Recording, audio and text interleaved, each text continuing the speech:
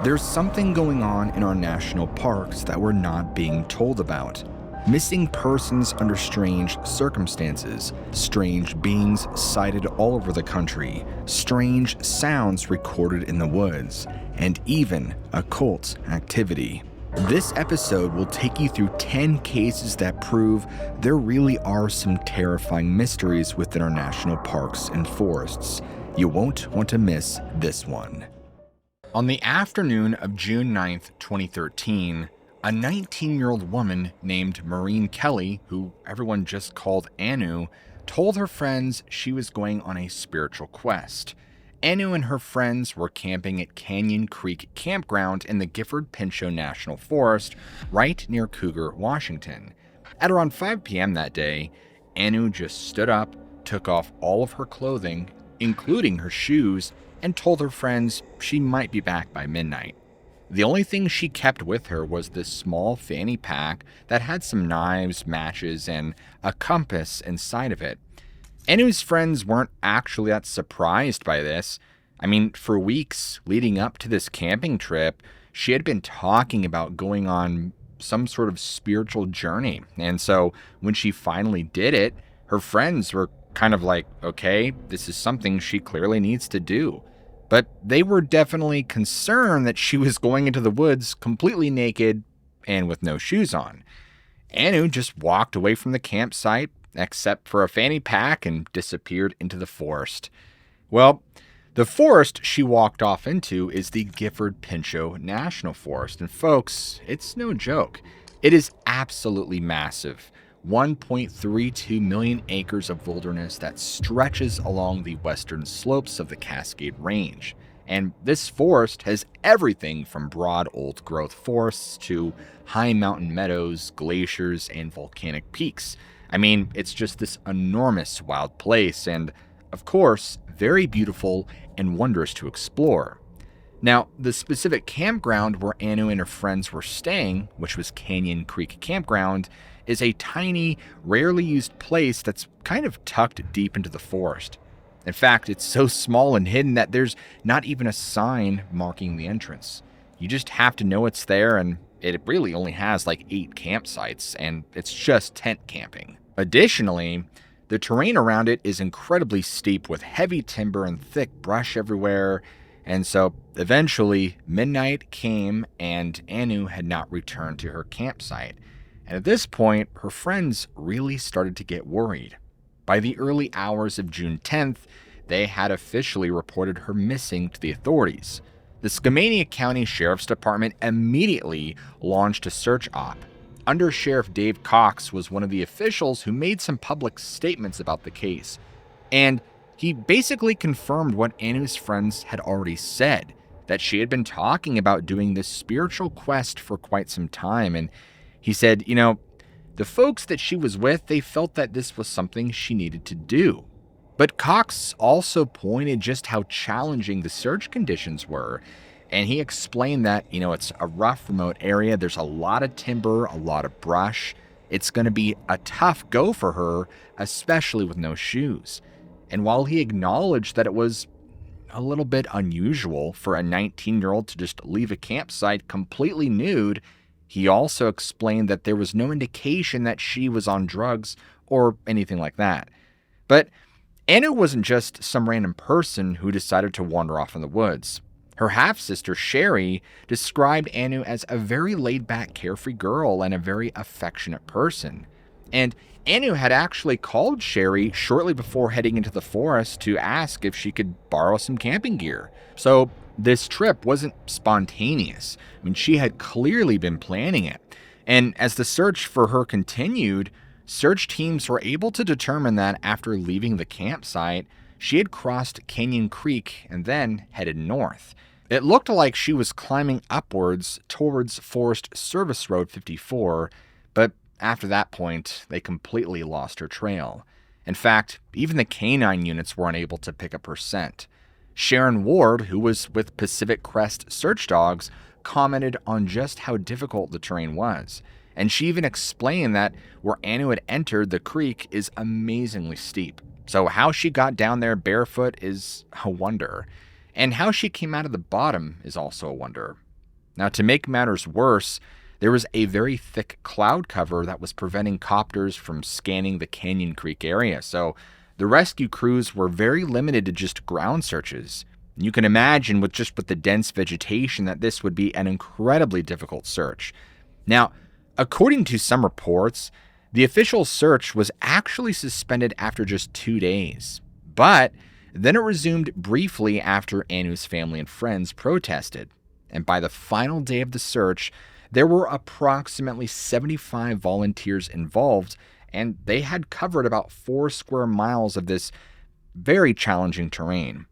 Sadly, the official search was formally suspended at 6 p.m. on June 15, 2013, which was about 6 days after she vanished.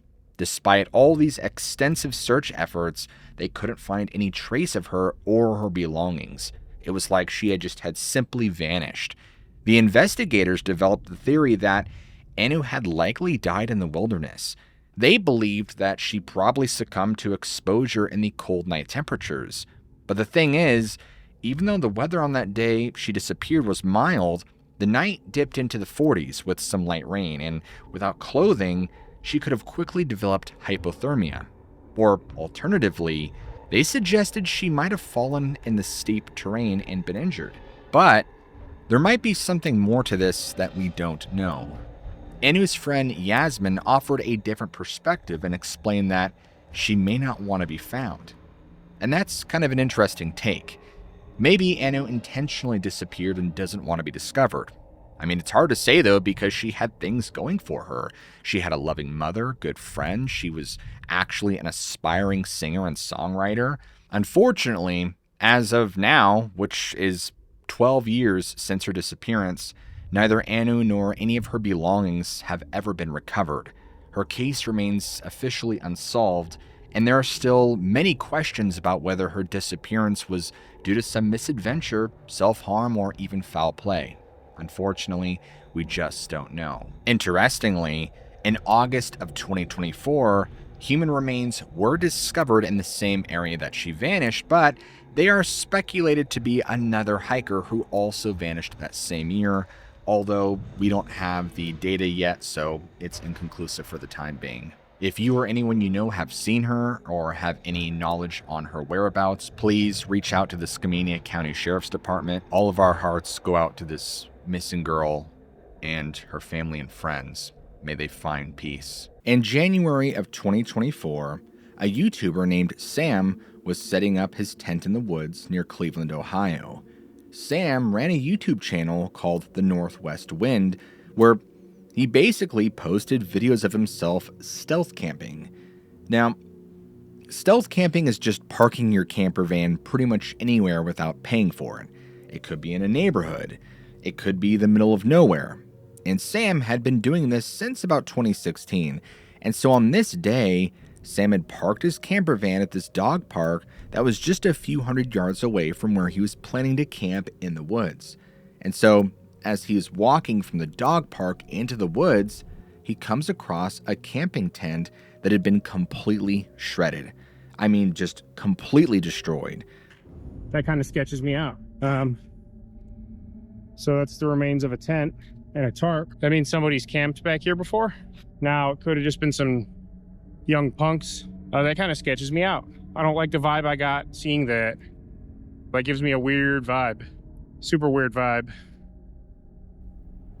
And, you know, most people would probably think that this is weird, that maybe you should turn around, but Sam just decides to keep on going. I mean, he is determined to make this camping video. So he finds the spot that he likes, sets up his tent, and starts cooking dinner on a portable camping stove. Now, everything is going fine, but as the sun starts to set, he notices a couple of people walking near his campsite. He immediately gets this really bad feeling about these people. So Sam's recording all this on camera, and he actually tells his viewers that he's getting a bad vibe from these people. He simply tells his audience, I don't know, I just have this strange feeling back here. Somebody else walked by. I don't think they saw me, but they were close enough to where they could see me. Even with the low light now and this fog, it's kind of just like a shadow creature thing. Obviously it was a person, looked like a dude, but Yeah, I don't like that. It's very eerie out here. That he feels like he might possibly be in danger from them. Most experienced campers will tell you that if your gut is saying something wrong, you should probably call it a day and just leave. But Sam decides to stick it out for the night and just keep recording. Eventually, Sam settles down in his tent and goes to sleep. But as soon as he does this, things start to get really, really creepy. Outside his tent, he begins to hear footsteps, and they're getting louder and louder as the seconds go by. And so he starts calling out, "Who's there?" But he doesn't get any response, at least at first.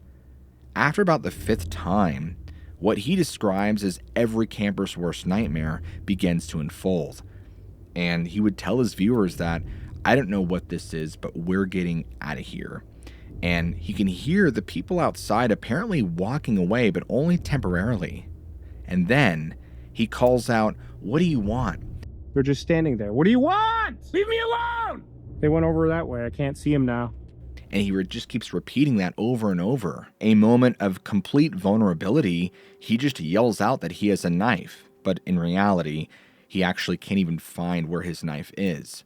So the only conclusion he can come to is that who's ever out here is either messing with him or they really do have bad intentions. However, his fear is just continuing to grow, and he's like, holy crap, I gotta get away. And at this point, he's really panicking, and so he just keeps calling out, "Hello, I can't see you, hello." And then he eventually makes the decision that he's just going to leave. I'm recording all of this! All right, they're moving again. I don't know, I'm getting out of here. We're going. I'll come back for this some other time. All right, let's get the hell out of here. But before he can even get out of his tent, these attackers collapse his tent on him while he's still inside, and Sam does manage to free himself from the collapsed tent. As he gets outside, he's completely disoriented, and he's just saying, I don't know which way they went. I think they went this way. And he spots his attackers, and he's yelling, "I see you, get away." And he admits to his camera that even though he's spooked, he doesn't like this, and that he's trying to get his bearings and just get his headlamp and get out of here. And what's really disturbing about all this is they're just standing there watching him. And Sam, of course, notices this, saying, "They're just standing there. They're just standing there. They're watching me." So he makes the decision to abandon everything and just get back to his van. And he notices these people are moving again, and he doesn't know what to do. He just keeps saying out loud that he's going to leave, let's get out of here, hoping that who's ever pursuing him will hear him and decide not to follow him. But things are getting worse.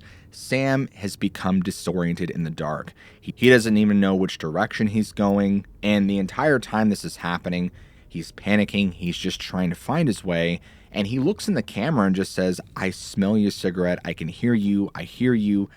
He could tell that these people are still out there, and as he flees through the woods, he looks back and sees these attackers taking his belongings. But now he's just thinking about his own safety. He doesn't even care about the stuff he brought. He just wants to get away. But he realizes they weren't just after his stuff, that they are now actively pursuing him through the woods.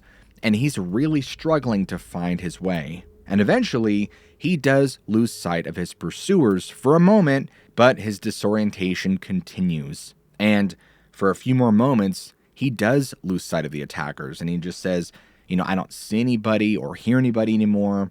But then he starts to hear them again.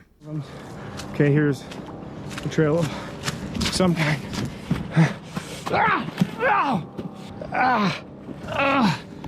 I'm soaked. I'm toast. Okay, oh, they're coming. Leave me alone! Okay. Okay. I don't know where I'm going. Ow! All right. Ow! Ow! Ow! Ow! I'm in prickers. Okay. And it's like just in the nick of time, he finds one of the paths. And this is when he tries his best to deter this pursuer by saying, "I'm recording all of this, I'm calling the police." And he confirms his progress saying, "All right, I'm back on the path, back on the path." And In one final confrontation, he just screams, "Get away from me." Now, thankfully, he does make it back to his camper van at the dog park and drives home safely after this terrifying experience. And once he gets home, he records this recap of the events for everyone to view. Now, here's where things get a bit strange because this isn't over yet. The following morning, Sam decides to return to the campsite to try to recover all of his abandoned gear, or at least what's left. Surprisingly, he discovers that his belongings weren't actually stolen, which totally contradicts what he thought he saw during the escape when he believed the attackers were taking his things. So he uploads all this footage to his YouTube, and as you can imagine, a lot of people began accusing him of staging the entire incident. However, his reaction seems pretty genuine. I mean, different people do respond differently to stress, right? And people start speculating about the attacker's motives, and the entire comment section, his community is still debating whether this was just a prank that was gone too far, or maybe it really was something more sinister. Judging by his YouTube channel, though, it seems very out of place that he would go to these great lengths to fabricate a video like this, but, you never know. Unfortunately, the identity and motives of these two attackers remain inconclusive. On the night of September 13th, 2015, a 27-year-old man named Jeremiah was standing by this huge lake near Yellowstone National Park, his arms wrapped around two of his friends. They'd spent the whole day touring Yellowstone, seeing Old Faithful, checking out all the geysers, basically doing the entire figure eight experience that you do when you visit the park. And they were completely exhausted after a very long day of sightseeing. And Jeremiah was there with his three close friends, which were people he'd known for years. They all played competitive adult softball together, traveling around the country for tournaments. And the gentleman who was with them was a man named Scott. And he was a massive guy, like 6'5", 250, just built like a machine. He'd played college football, had his degree, and Jeremiah had known him for about 7 years at that point. And this was the kind of guy that you'd want on your side if there was really ever any trouble. And the two girls who came along were Acacia and Megan. And they both had played college softball together and were still working on their degrees. The whole reason how they ended up at Yellowstone is pretty interesting. Jeremiah and Acacia had both had family cabins in the Yellowstone area when they were kids. They didn't know each other back then or anything, but they'd talk about their vacation memories from that area. As it turns out, Scott and Megan had never been to Yellowstone, and so the four of them had always said, someday when we have time, we should all go there together.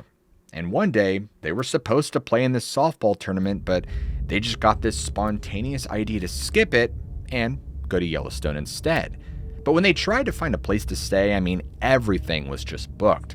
So Scott eventually found these luxury RVs for rent it was like something you'd see in a movie. Really nice with master bedrooms and everything. And these RVs were situated on this big lake about 5 or 6 miles off a service road from the main paved road. It was pretty isolated. They had arrived at this campground really late on September 12th, and the keys had been left for them, and they could see it was basically a campground with several RVs set up for guests and some tent camping areas. Everything seemed normal that first night, and so they just went to sleep. Now the next morning, they got up super early because they wanted to do the entire Figure 8 Yellowstone experience. They spent the entire day sightseeing, a really long, full day of hiking and walking and just checking out all the attractions, and by the end of it, everybody was just wiped. So that evening, after they'd finished touring the park, they stopped at this casino in West Yellowstone, a casino that Jeremiah couldn't remember the name. I think he called it like something the Moose, but we don't remember. But as it turns out, they had this deal where you could buy one, get one free. But Jeremiah didn't even finish his drink, and nobody in the group had more than 2 drinks total. And I'm mentioning this because people might later say, well, this story isn't really valid. They were drunk, but they really weren't. So anyway, after they left the casino, they made this long drive back to their RV, And it was probably about 5 or 6 miles on these service roads. And by the time they got back, Jeremiah was just so tired. He was ready to go to bed and be done. But the others, they started a campfire outside the RV, but Jeremiah just took all his stuff and went to the master bedroom, thinking he would just crash right away.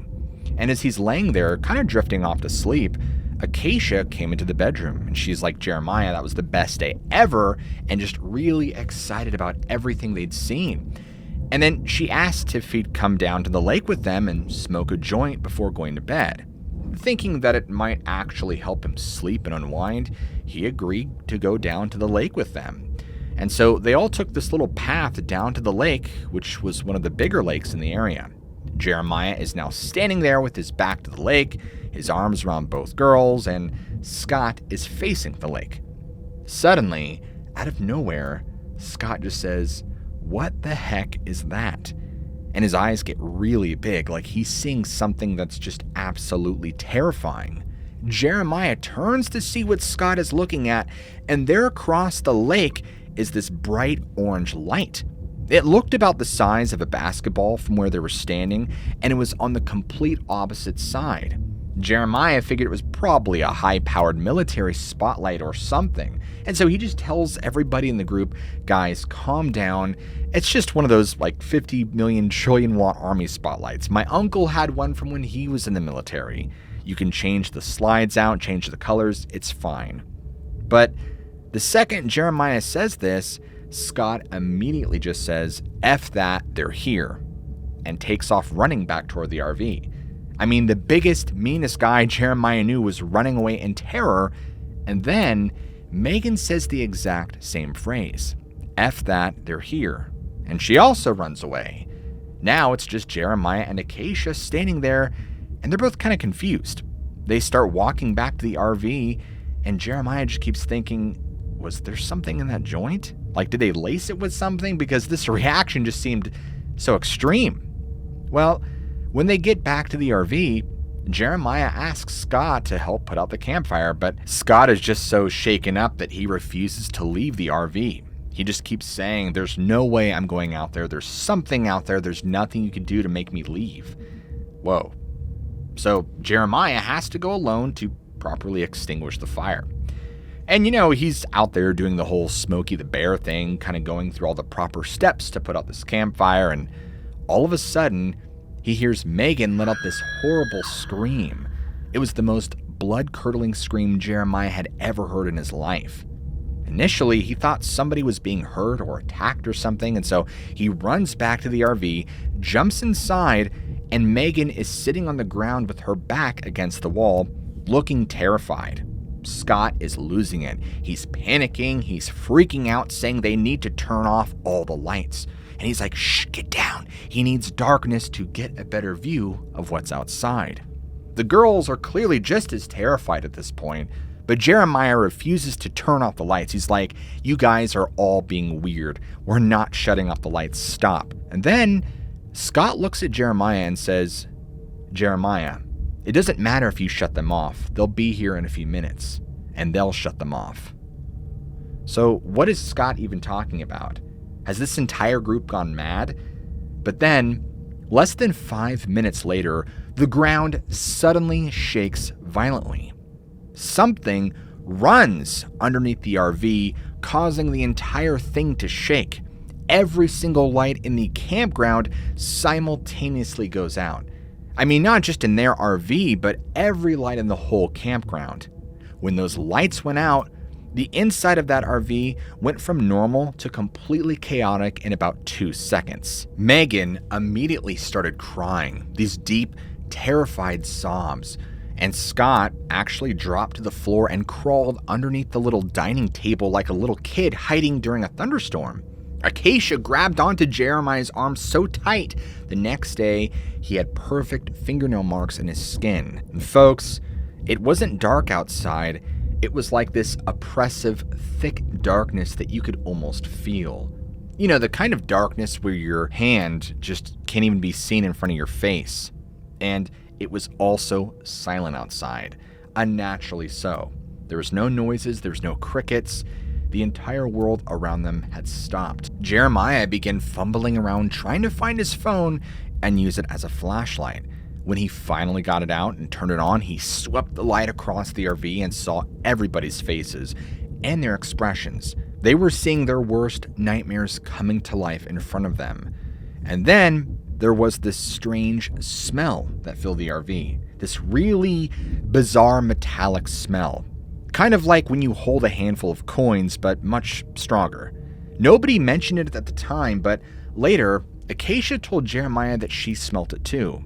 It wasn't anything they'd smelt before or since. Oddly, Jeremiah's phone battery was at like 90% when the lights went out, but within about 2 minutes of using it as a flashlight, it went completely dead. Just drained to zero instantly. The same thing happened to everybody else's phones too. It was like something just sucked all the electricity out of everything around them. At this point, Jeremiah remains calm. He's still skeptical. He's thinking this has to be some kind of elaborate prank TV or something. And this goes on for hours. And Scott keeps saying that he could see this giant wolf outside the window. I mean, he's insisting that there's a massive wolf out there. Megan keeps saying that she can see shadows and different types of shadow-like people. And folks, at about 3:30 in the morning, Jeremiah is just getting really annoyed with the entire situation. He grabs a flashlight and walks about a quarter to half a mile into the woods. The entire time he's yelling back in the RV, "There's nothing out here! There's nothing here!" Because they kept saying they could see these figures in the trees everywhere, and Jeremiah is just trying to prove that there's nothing unusual happening. After doing this for a little longer and nothing happening, he returned to the trailer satisfied that he was right. Everyone else had gone crazy and he was going to set the record straight. But by the time Jeremiah gets back to the RV, they've got all the windows propped open. Megan looks at him and says, "I don't know how you didn't see them. They're all around you right now. They're everywhere. Hundreds of them." And that's the last thing Jeremiah remembered. He woke up approximately 3 hours later at around 6:30 in the morning, and he was standing upright in the woods. What woke him up was the sound of a screen door slamming shut. Someone from a neighboring RV was coming out to walk their dog.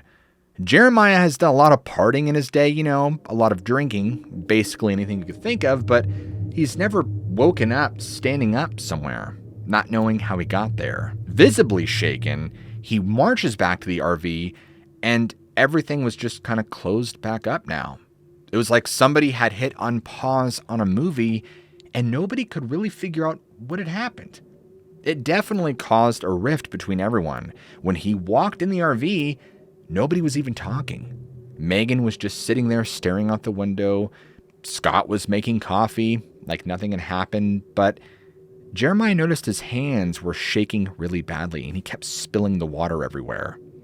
Acacia was sitting at the dining table just writing frantically in this small journal she had brought. And he's looking at all of them and he just says out loud, "So, is anybody going to talk about the fact that I just woke up standing outside? Like, how did I even get out there?" But nobody would even look at him. It was the weirdest thing. Acacia looks up from her journal and says, "I don't think we should talk about it." And he's just like, "Are you kidding me? Like, we need to talk about this. Something really weird just happened." But she shook her head and went back to writing in her journal. And after spending time moving, around the RV, getting dressed, packing their stuff up, basically pretending like nothing had happened, things would only continue to get stranger. At this point, there was just so much tension between them. It was ominous. Nobody was having a good time anymore. Nobody was happy, joyful, laughing. It was just a complete shift. Now, initially, they had plans to stay another night. It was even paid for, but without even discussing it, in unison, everybody just packed up their stuff and, they left. By about 8:30 that morning, they hit the road and the drive was strange. Nobody said a word, and at one point, Jeremiah just put on some Depeche Mode, and that's all they listened to for quite some time. Eventually, they stopped to eat breakfast at this little diner, probably about 2 or so hours away from the campground, and even sitting around the table was awkwardly silent. It wasn't until they were all sitting there eating pancakes and eggs when Megan dropped her fork and just froze. And she turned and started staring out the window. Now, Jeremiah, looking up from his plate, thinks what's happening is strange, and he follows her gaze and sees that there's nothing out there in the parking lot. So he's like, "What are you doing? What are you looking at?" And she just leans in real close and she's like, "It followed us. It's out there right now. It's watching us." Scott doesn't even question her. He's right next to Jeremiah. He doesn't look out the window or anything. He just nods silently in agreement, and he says, "I saw it too. It was sitting in the back seat of that blue car we passed about 20 minutes ago." And so Jeremiah is like looking back and forth between them, and he's convinced they're messing with him. He's like, is this some kind of elaborate joke?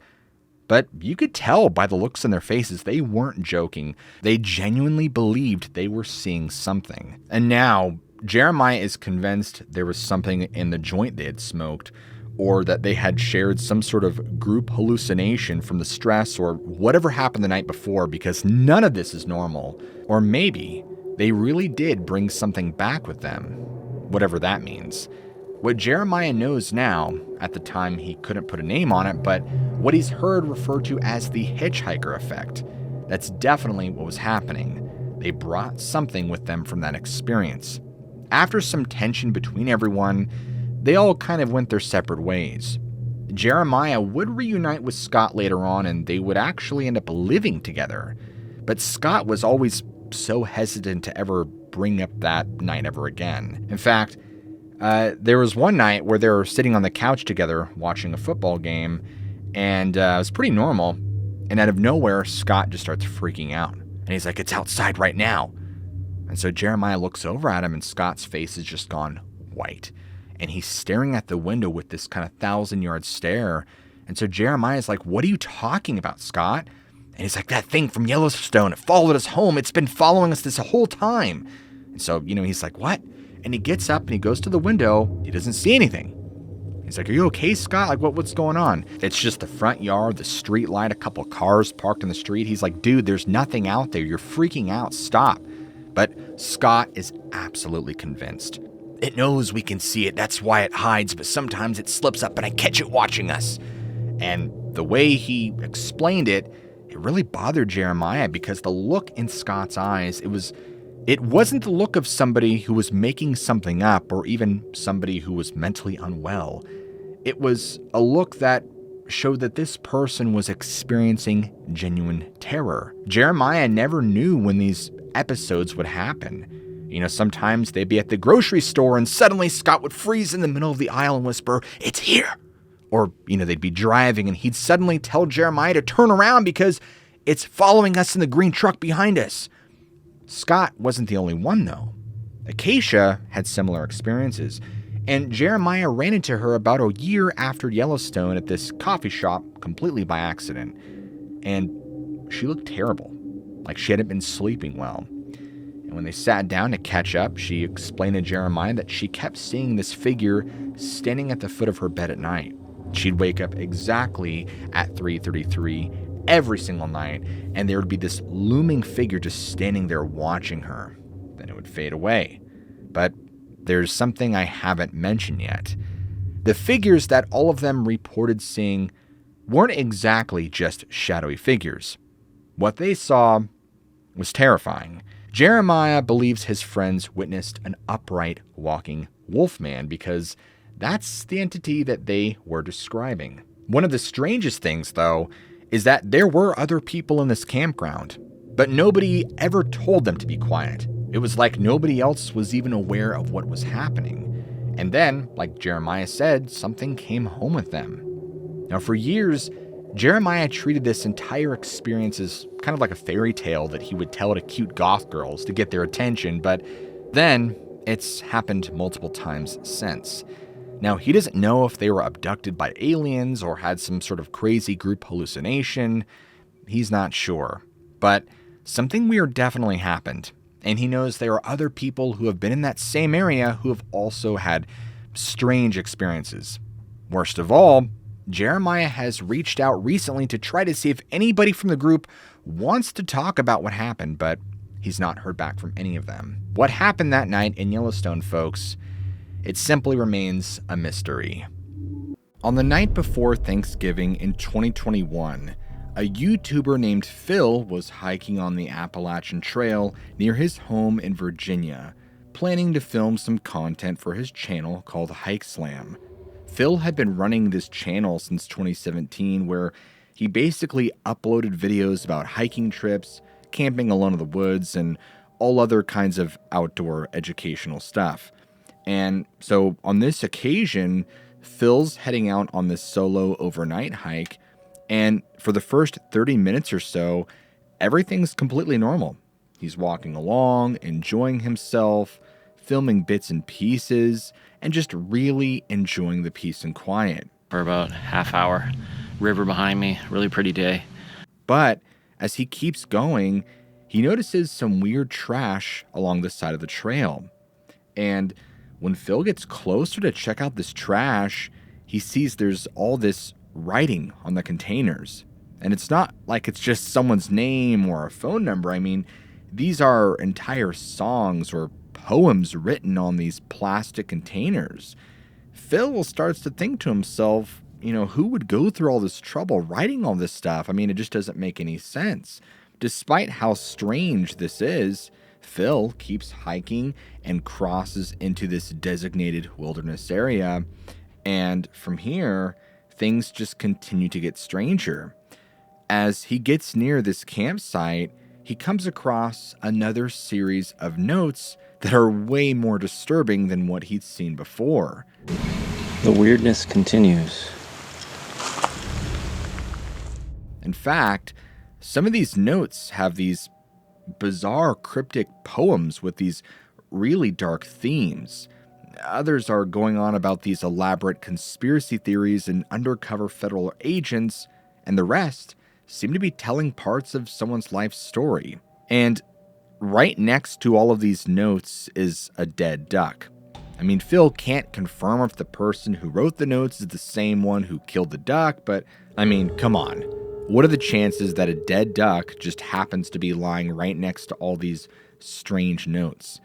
Now, Phil can tell these notes were placed there recently because they're still in good condition. They're not wet from the weather, they're not all dirty, and they don't look aged. And so as Phil's looking around this truly bizarre scene, he notices about 20 yards away from the notes and the dead duck, there's a tarp and a campfire.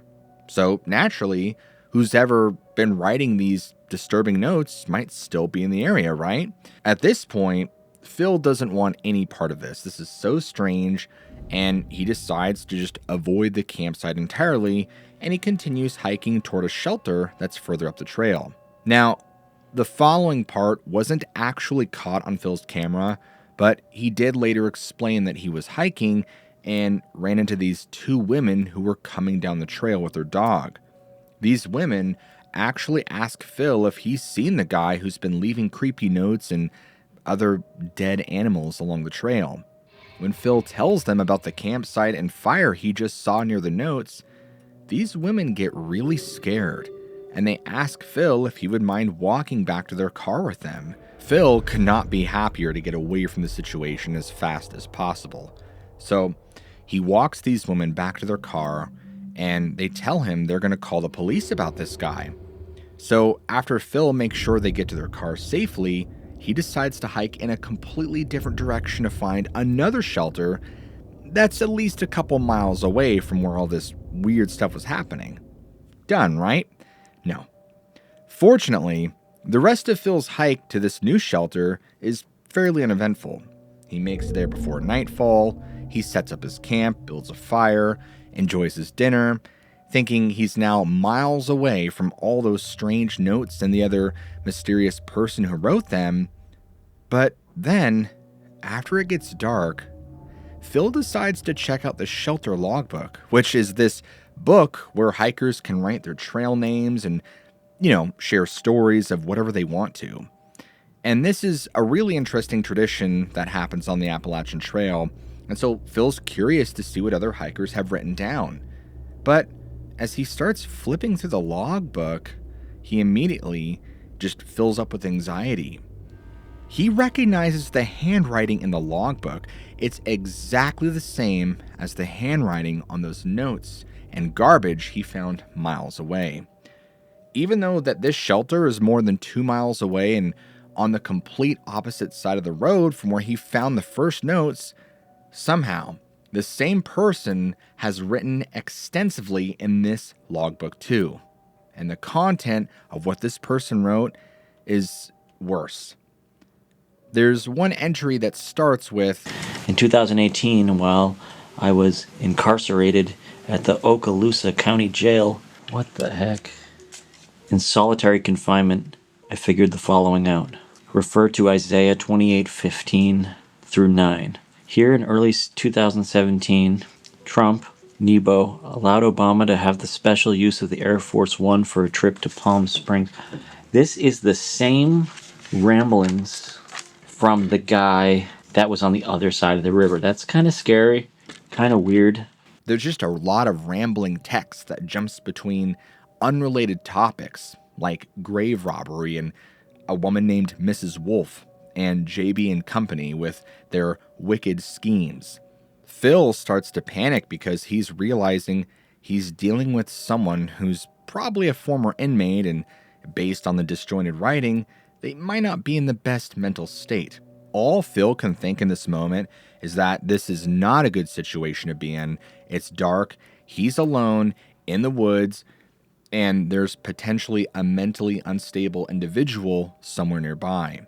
As if things weren't bad enough, he then discovers a half Gatorade bottle hanging from the shelter ceiling by a string. Dude, what the hell is going on here? They have these things that they put in shelters a lot to hang your food bag from, so like mice can't get to it. What do you know? Same handwriting as the one in the book, and that garbage on the trail from that same dude. Watch out for Yeet Mouse. The dead do walk and talk.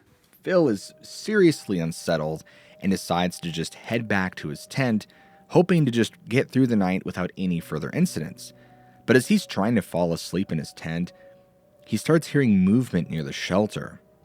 And that's when he cautiously peeks outside and he could see a single person with a headlamp walking around the shelter area. He has no idea if this is the same person who's been leaving all these notes, but he's definitely not sticking around to find out. So he quietly gathers his essential belongings, trying not to make any noise that would alert this person to his presence. Then he starts hiking back to his truck in the middle of the night, constantly looking over his shoulder to make sure he's not being followed. Luckily, he makes it back to his truck safely, drives home, escaping what could have been a potentially dangerous situation. As of 2025, Phil hasn't uploaded any follow-up videos about this specific encounter on the Appalachian Trail, and in fact, we'll probably never know who exactly this person was or who wrote all those disturbing notes or what they might have done if they had encountered an unsuspecting camper like Phil. It makes you realize that there are few things more terrifying than realizing you're not alone in the wilderness, especially when the other person might not have the best intentions. Unfortunately, who the person was, whoever wrote the notes, who was responsible for the strange dead animals, remains a mystery. In 1974, something truly extraordinary happened in the skies above Freetown Fall River State Forest, and it involved a man who would later become one of America's most powerful leaders. Ronald Reagan, at the time just the governor of California, was flying in a small Cessna aircraft over the area. The day was routine as normal. The skies were clear, visibility was great, and there was nothing to suggest that this flight would become one of the most bizarre experiences of his life. As they were cruising over the forest and approaching the area known as the Ledge, Colonel Painter was the first to notice something strange. There was a light, not like a star or another aircraft, but something different, something that seemed to be tracking their movements. And he pointed this out to Reagan, who immediately became fixated on it. "Governor, do you see that?"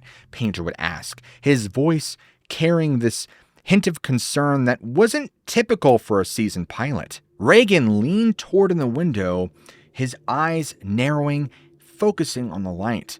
Something seemed to be maintaining a consistent distance from their aircraft. But then, something strange happened. The light suddenly accelerated, not gradually, but instantly, moving at a speed that no known aircraft of that era could possibly achieve. Then, just as abruptly, it deaccelerated, hanging almost motionless in the air. The security personnel were now also watching and completely transfixed by what they were seeing. Inside the small cabin of this plane, you could have heard a pin drop as all four men just gawked in disbelief. The light shape began to change, and it stretched and elongated, transforming into the strange circular glow into something more oblong, more craft-like. And all of this happened within just a span of a few moments. But Reagan was completely amazed. And as they continued to watch this, the light suddenly changed direction. It didn't bank or turn like an aircraft would. It simply shot upward at a perfect 45-degree angle, accelerated at a speed that was impossible. But the movement was so precise, so mechanical, that it really just eliminated the idea that this was a natural phenomenon. And just like that, it was gone from sight. None of the men could say anything. They were just so shocked. Reagan was deeply shaken by the experience and would later confide in Norman C. Miller, who was the Washington bureau chief for the Wall Street Journal. And Reagan wasn't someone who indulged in fantastical stories or sought attention through outlandish claims. He, at the time at least, was pragmatic, grounded, a former actor who had become a serious politician with presidential ambitions. So for him to speak about this encounter at all suggested just how profound an impact it had made on him. What makes this sighting even more compelling is where it occurred. The Freetown Fall River State Forest in Massachusetts has a rich history of high strangeness. It's basically the definition of a haunted forest. I mean, the whole area originally belonged to the Pocasset Wampanoag tribe. The Wampanoag had all these strange tales and stories about creatures called pukwudgies. And they're basically these small humanoid troll-like beasts that were 2 to 3 feet tall with smooth, hairy gray skin, and they were known for causing all kinds of mischief. They would throw rocks at people and startle them and, just do anything they could to cause evil and even kidnap them. The tribe believed these things had magical abilities and could even shapeshift. So traditionally, they just gave these creatures all the room they needed.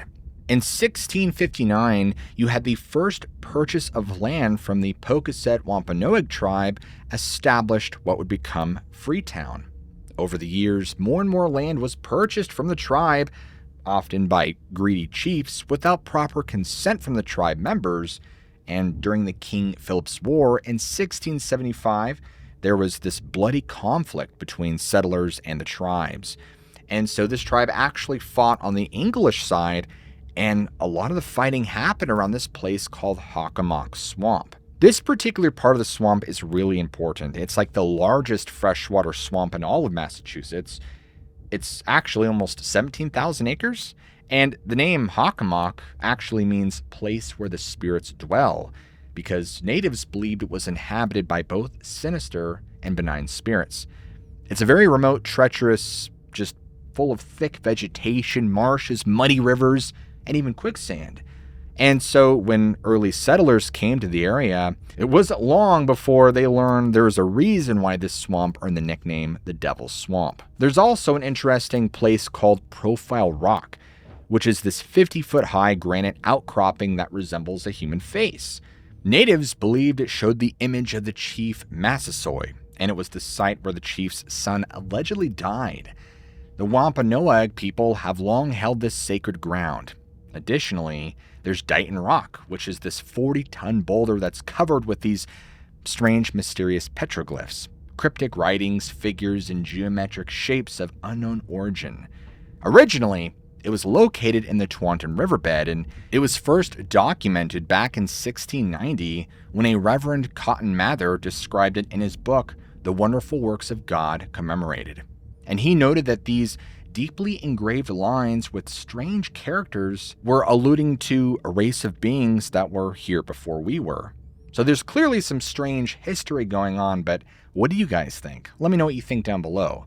Moving ahead to the late 1800s and early 1900s, you've got the Fall River Granite Company operating a quarry at what's called Assinet Ledge. Now, this 80-foot deep rock quarry became known simply as the Ledge. It's a place that has become associated with all kinds of weird phenomena. I mean, there's just an inordinate number of abandoned cars. It's been the location of numerous suicides, and visitors report this overwhelming sense of dread and foreboding. It's also rumored to be a hotspot for satanic activities and rituals, and there's been ghost sightings out there. Spectral figures jumping from the ledge or just standing at the top. But wait, folks, there's more. And not so funny, it actually gets much darker from here. In the late 1970s and 80s, there was a significant increase in cult and satanic activities reported in the forest.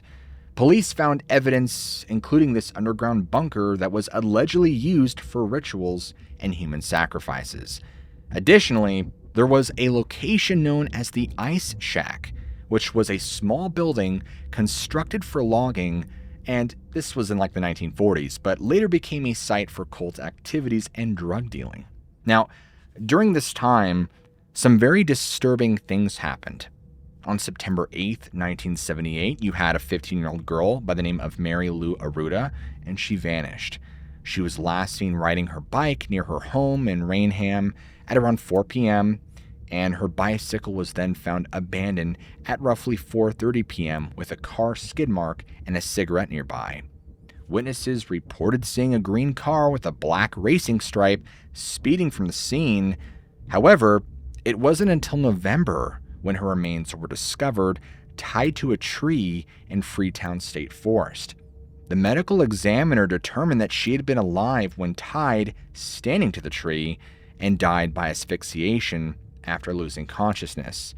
A man named James Cater was arrested, who happened to own the matching car and smoked the same cigarette brand. Well, as it turned out, Cater had a prior 1968 conviction for assault with intent to. From here, you also had Donna Levesque, who was killed by a cult leader, and worse was the death of Karen Marsden. A death I'm not going to get into because it's just too gruesome, honestly. But you guys can Google the details if you want. It's kind of gross. But the same man, Carl Drew, was responsible. Besides all the dark killings and murder and whatnot, there were also other things that really made this place creepy. One of the more notable took place in 1978. A man named Joe DeAndre, on a crisp autumn morning, Joe was doing something he'd done countless times before, which was taking a solitary walk along the edges of Clay Banks Pond in the notorious Hockomock Swamp. He was a local man, born and raised, and he knew the woods very well. And so the day started like any other. He had parked his truck at one of the makeshift pull-offs that others have used in the area when hunting or fishing. He grabbed a small day pack, locked up, and set off on a very familiar trail that would wind around the pond. The morning was unusually quiet, and something that really stood out to him was just how odd it was that there was no birds singing, there were no squirrels chattering, there were none of the ambient forest sounds that typically accompanied his walks. I'm sure you guys know where I'm headed. DeAndre had been walking for about 40 minutes when he stopped to take a drink from his canteen. He was standing at the edge of Clay Banks Pond, looking out over the still water, when he first sensed something was wrong. It wasn't a sound that alerted him, it was the opposite actually. Slowly, he turned around, scanning the tree line behind him, and at first he didn't see anything, but movement caught his eye, because something large was shifting its weight about 50 yards away and was partially obscured by the underbrush. Immediately, he froze, his canteen still in his hand, water dripping onto his boots, and what stepped into his line of sight simply defied explanation. Joe would later struggle to find the right words to describe it. eventually settling on apish man thing, a description that, despite its awkwardness, captured the nature of what he witnessed. It stood on two legs upright, its posture unmistakably humanoid, but everything else about it screamed not human. It was at least 7 feet tall, disproportionately long arms hanging down past its knees, its body covered in thick matted fur, not like the sleek coat of a bear, but something shaggier, more unkempt. The color was a dark brown, kind of black in places, and though he couldn't see everything through the dense foliage, he could make out the facial features, and it seemed to be a blend of ape and human. Kind of a pronounced brow ridge, over deep set eyes, and a flattened nose, and an overly wide mouth. They just stared at each other, and as if suddenly becoming aware of being observed, the thing turned and began moving away, not running, but kind of lumbering, as Joe would later describe it, with this odd rolling gait that was both powerful and awkward. Overcoming his initial paralysis, he did what most people would do when confronted with something that shouldn't exist. He ran. He bolted toward the road, toward civilization, and didn't stop running until he reached his truck, his lungs burning and his mind racing. He immediately reported what he'd seen to local authorities. And to their credit, they took his account seriously enough to organize a search of the area. And so you had a team of officers, along with local hunters volunteering to help, and they combed the area all around Clay Banks for any sign of this thing. They were looking for footprints, hair, broken branches, anything that might corroborate his story. But sadly, they found nothing. Lack of evidence really led many to dismiss his account or just as a hallucination or fabrication. However, Joe was adamant about what he saw and insisted it was not fabricated or exaggerated in any way. But folks, this wouldn't be the end. Just a few years later, in the bitter cold of January of 1983, a man named John Baker was doing what generations of his family had done before him, working the waterways of Hockomock Swamp as a fur trapper. Baker, who was a third-generation trapper, knew every inlet and every hidden channel, and every treacherous patch of quicksand. The swamp had provided a modest living for Baker, and John respected its dangers as much as he appreciated its bounty. But on this particular morning, there was a thin layer of ice that had formed overnight on some of the more stagnant sections of water, but the main channels remained open. Baker had set up before dawn in his weathered aluminum canoe, a vessel so dented and scratched it told the story of countless expeditions into the heart of the swamp. Baker was just working methodically, checking and resetting his muskrat traps along a very familiar route. He'd been at it for about 3 hours at this point, and the floor of his canoe already held several muskrat carcasses. Not a spectacular haul, but enough to make the morning worthwhile.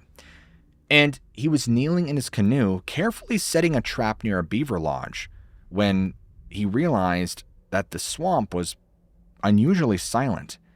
And suddenly, the silence was shattered. He listened intently and couldn't believe what he was hearing. It sounded like a bulldozer. Not like a deer or a bear moving through brush. This was something huge, something heavy, breaking through everything in its path. The noise came from a densely wooded peninsula about 70 or 80 yards from his position. Instinctively, he's thinking that this is another trapper or perhaps a lost hiker, but few people venture this deep into the swamp, especially in the winter. And it continued to grow louder, just with more crashing noises, and it sounded frantic. And he began to realize that this wasn't a human.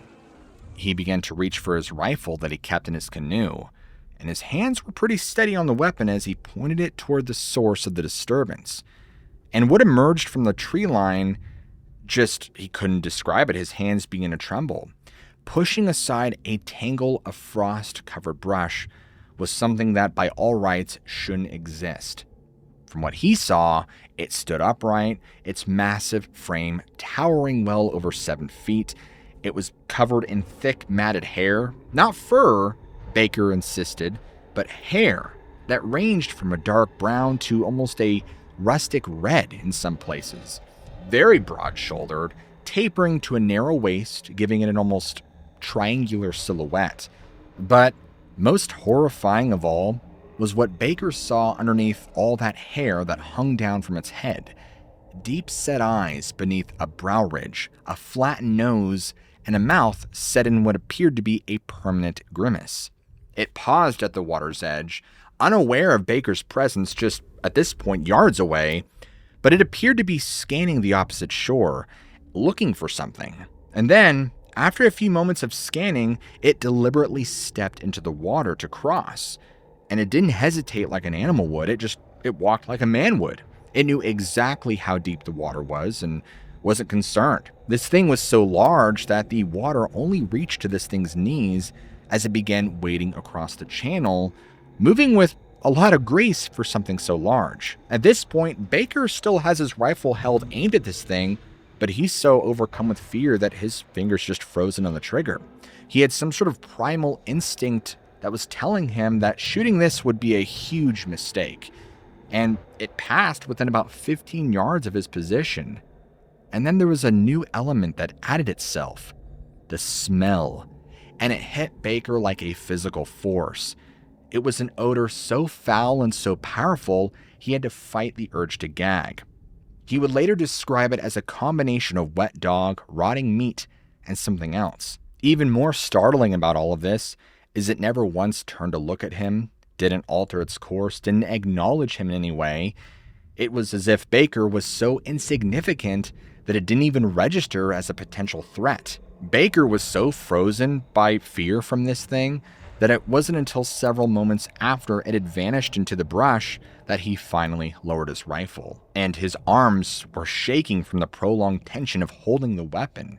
He just right there abandoned his traps, leaving them set in the water, something he had never done before, and paddled back to his truck with powerful, desperate strokes, constantly looking over his shoulder, expecting that thing to come out any time now and charge him down. However, strange things continue to happen within this area, and it wasn't just creatures people were seeing. In the summer of 1984, Raymond Condero had been working the cranberry bogs on the outskirts of Freetown Fall River State Forest for nearly 30 years at this point. At the time, he had stored all of his equipment in a small wooden shack and occasionally spent the night during harvest season. Where the shack sat was on a slight rise overlooking the bogs, just where the cultivated land gave way to the wild fringes of the forest. It was a simple structure. One room with a cot, a small wood stove, a table, and shelves lined with tools and supplies. The walls were adorned with decades-old calendars and faded photographs of record harvests.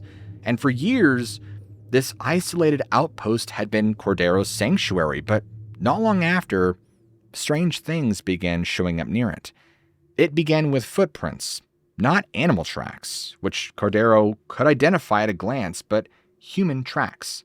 They would show up in the morning, evidence that someone had been circling his shelter while he slept. Initially dismissed as just teenagers looking for a place to drink or smoke away from prying eyes. But the pattern was odd. The track always formed a perfect circle around his shack, never approaching the door, never straying toward the forest or the road.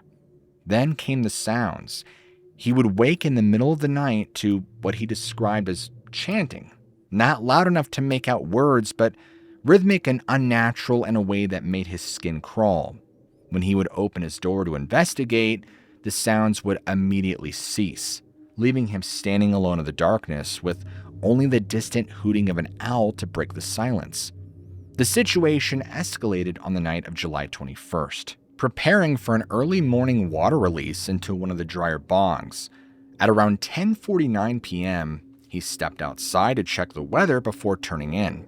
The night was clear, stars visible above the tree line, and a quarter moon providing just enough light to see the surroundings. And there, 5 figures dressed in black robes, standing at the edge of the forest not far away. They were perfectly still, facing his direction, their features obscured by hoods that draped low, and before he could react, one of them raised an arm, pointed a finger directly at him. Without pulling his eyes off of them, he retreated into his shack. Thinking quickly, he grabbed the old shotgun he kept for scaring off predators and sat with his back against the door until morning, never closing his eyes. When morning came, he ventured outside, half expecting to find some sign of the previous night's visitors, footprints, disturbed vegetation, something to prove himself that he hadn't imagined it. What he found instead was far more disturbing. In a flat area about 30 yards from his shack, the ground had been cleared and leveled. Etched into the earth was a perfect pentagram. Approximately 6 feet in diameter, its lines deep and precise.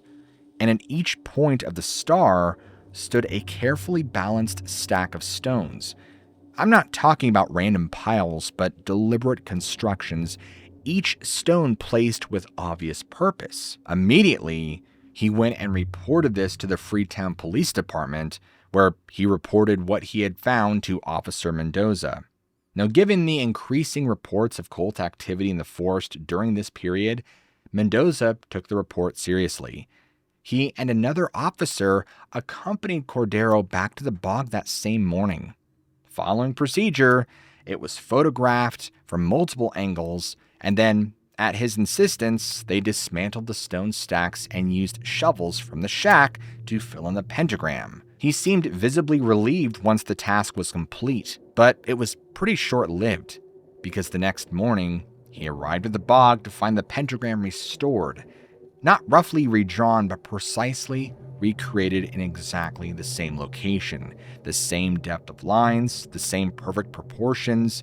The stone stacks had been rebuilt, each one seemingly identical to those that had been dismantled the day before. This time, they didn't just fill in the pentagram. They completely altered the area, digging up the ground, bringing in gravel from Cordero's supply pile, even felling a small tree to drop across the site. Mendoza also set up a wildlife camera borrowed from the forestry department, concealing it in a nearby tree to capture any nocturnal visitors. The next morning, guess what was back? The gravel was gone, the tree had been moved, and the ground was once again smooth and level with the perfect star etched into it. The stone stacks stood at each point again undisturbed. The wildlife camera had captured nothing, not a single frame showing any human presence.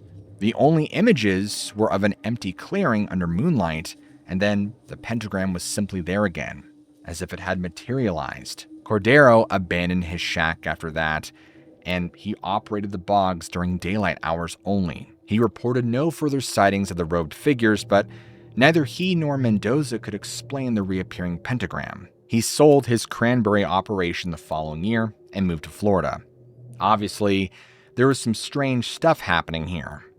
In 1998, there were multiple cattle mutilations reported, a cow butchered in the woods and a group of calves found mutilated in a clearing.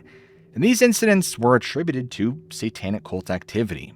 And in 2001, there was a double homicide where 2 men were found shot to death and abandoned in the forest. One was reportedly a transient mistaken for an undercover police officer. Now, here's the twist to this entire segment. This area isn't just some haunted forest. It actually sits well within what's called the Bridgewater Triangle, which is a 200 square mile area defined by many cryptozoologists, specifically Lauren Coleman. The triangle points are the towns of Abington, Rehoboth, and Freetown. And of course, this forest is considered the most active area within the triangle. Now, there are a few theories about why this forest seems to attract so much darkness. Some people think it's a native curse, that the spirits are angered by land theft, massacres, and atrocities, and the land is cursed until it's returned to its rightful owners. And the fact that there are Indian burial grounds throughout the forest adds weight to the theory. Others think it's an elder curse, that the native elders themselves cursed the land while under oppression. And then there's a paranormal crossroads theory that the area sits at an intersection between our world and another, that it lies on this mysterious energy vortex, like a thin spot between realities, and it's just a natural magnet for bizarre phenomena. But whatever the reason, Freetown Fall River State Forest continues to be this epicenter of strange occurrences. People still report crazy things like seeing giant pterodactyl-like creatures, red-eyed dogs, glowing eyes in the darkness, Bigfoot or shaggy ape-like creatures. UFO sightings, ghosts and specters and goblins and ghouls. If that's not enough for you, the mystery of this entire place is just still unsolved, and no one is really sure why. Like many other things in life, this entire forest, this entire area, and the strange energy it holds will remain a mystery. On the morning of June 13th, 1969, a 42-year-old Knoxville dad named William Martin tightened the straps on his brand new external frame backpack, glanced down at his two sons, 9-year-old Douglas and 6-year-old Dennis, and thought that this Father's Day weekend was just going to be perfect. At roughly 8 in the morning, William, his boys, and William's 69-year-old father, Clyde, stepped onto the Anthony Creek Trail inside Tennessee's Great Smoky Mountains National Park and began the 8-mile hike up toward Russell Field. A few minutes in, Dennis, who would turn 7 in exactly 1 week, announced he was already hungry. So the group stopped near a patch of blooming mountain laurel and split a couple of peanut butter sandwiches Clyde had wrapped in wax paper.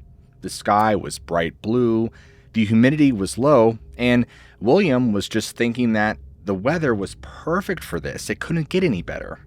But by late afternoon, the 4 Martins reached Russell Field Shelter, one of those 3-sided lean-tos along the Appalachian Trail, and they set up sleeping bags and cooked a quick dinner on Clyde's little green camp stove and turned in early. The plan for day 2 was relatively simple. They would follow the ridge 2 more miles to a grassy meadow called Spence Field, hang out there, and quite simply, be back in Knoxville by Sunday night. Well, June 14th, 1969, 1 p.m., the family arrived at Spence Field and immediately met another small hiking party, 2 adults, 2 boys, about the same ages as Douglas and Dennis. The kids bonded over a shared stash of grape bubble yum, and for the next 3 hours, they ran laps around that meadow while the grown-ups just lounged in the shade of the rhododendrons and talked about things like football. Now, at this point, William was noticing how the afternoon sun made Dennis's bright red t-shirt practically glow against the green grass. And as he's lost in conversation and just watching his son, he starts thinking, that red shirt is either going to keep black bears away or attract them. There's no middle ground. But then, around 4:30 comes, and the 4 boys decided it was time for a prank, right? So they split up, circle behind the adults, and jump out all at once yelling, "Boo!" Because Dennis's scarlet shirt was basically a siren, Douglas just told him that he should sneak around the far side of a thick brush pile while the other 3 looped the nearer route. William watched his youngest duck behind those bushes and disappear. Literally 5 seconds tops. Then he turned back to the other dads, fully expecting Dennis to reemerge from a different angle any second. And 5, 10, 30 seconds later, the 3 other kids popped out and they all shrieked boo, and everybody laughed. Everybody except William, who realized Dennis wasn't with them. Suddenly, William just felt this cold wave of dread wash over him, and instantly he called out, "Hey Dennis, time to come back," but received only wind and bird calls in return. Quickly, William jogged to the brush pile, looked behind it, nothing.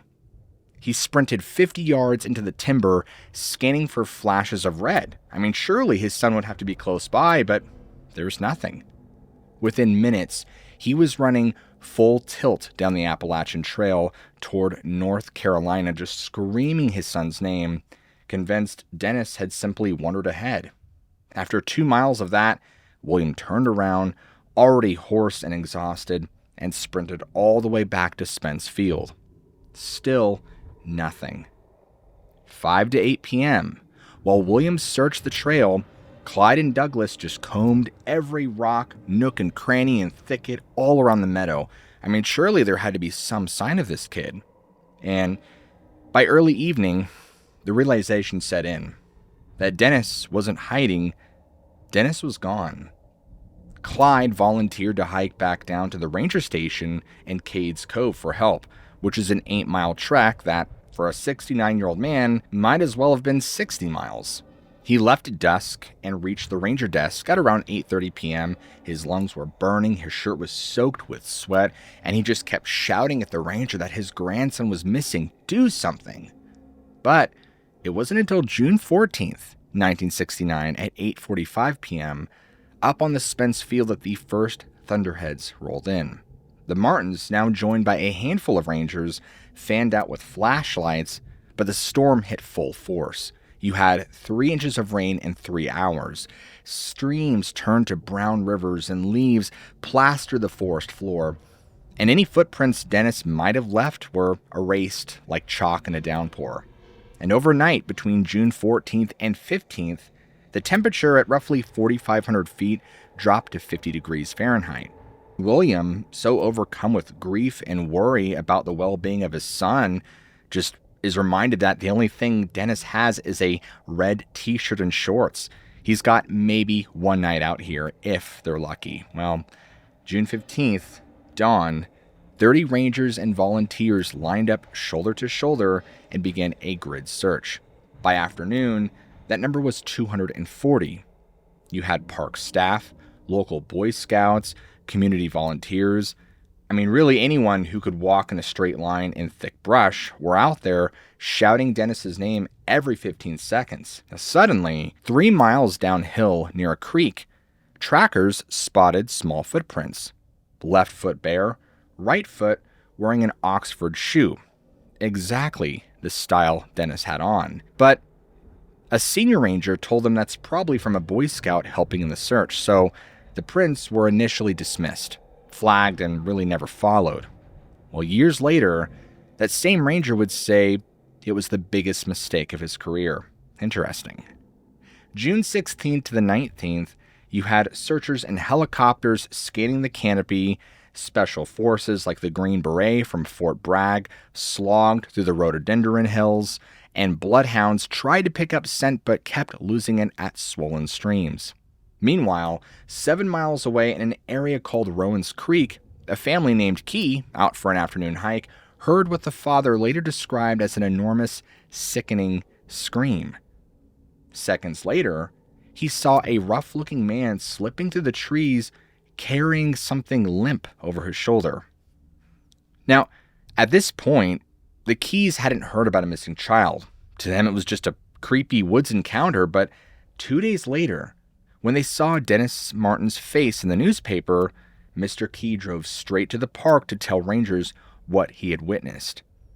FBI agents actually intercepted him in the parking lot, escorted him to the exact spot, and scoured it, but with no tracks, no fabric, no blood, officials ruled it an unrelated sighting and simply moved on.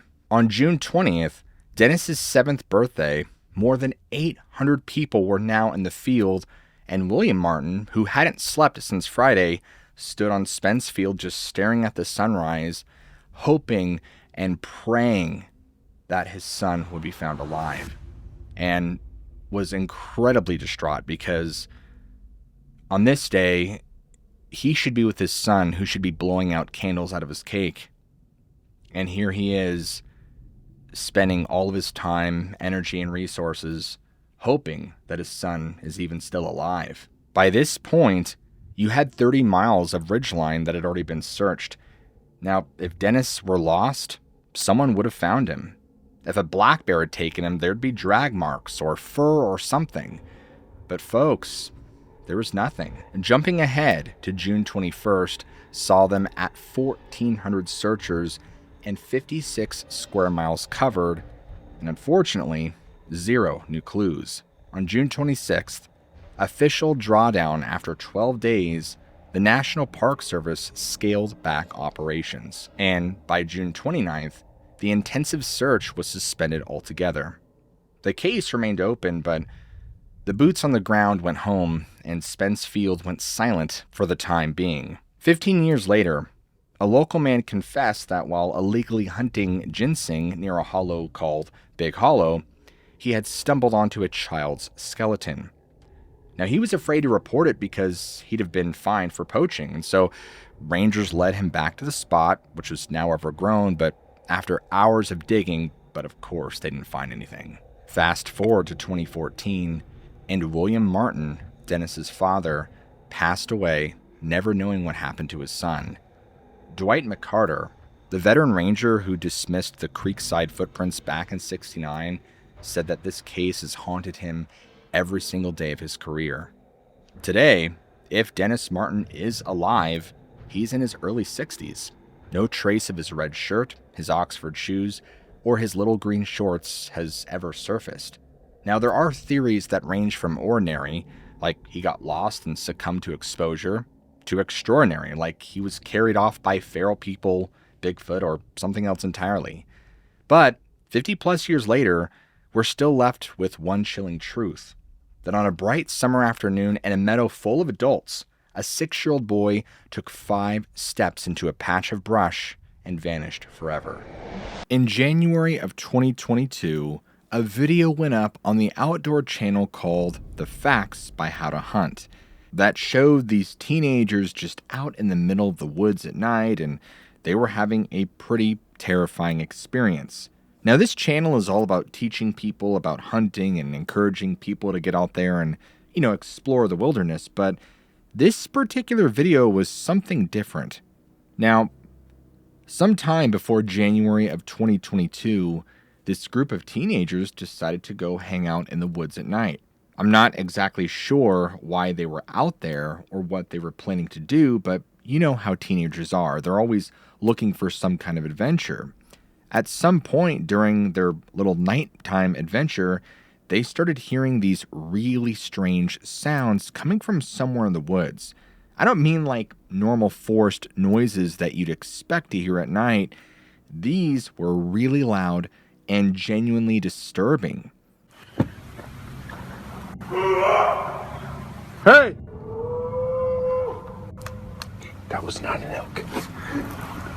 Where's that coming from? The teenagers start to record all of this on video, and you could hear these sounds that it sounds like someone or something is screaming in the distance.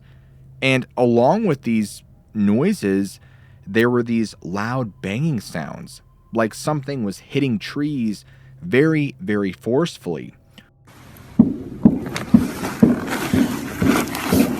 Hear that? Get Trevor.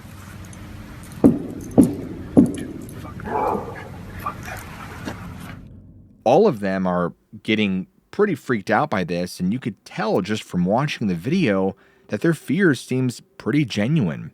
These kids look legitimately scared, and they're reacting in real time to these bizarre sounds happening around them. After the video got uploaded to The Facts by How to Hunt, people started commenting like crazy and trying to figure out what could have possibly been making all these sounds. Well, a lot of viewers immediately jumped to animal explanations because there are some animals that can make sounds that kind of resemble human screams. Like foxes, for example. If you've ever heard a fox at night, they can make a pretty terrible screaming noise that genuinely sounds like a person in distress.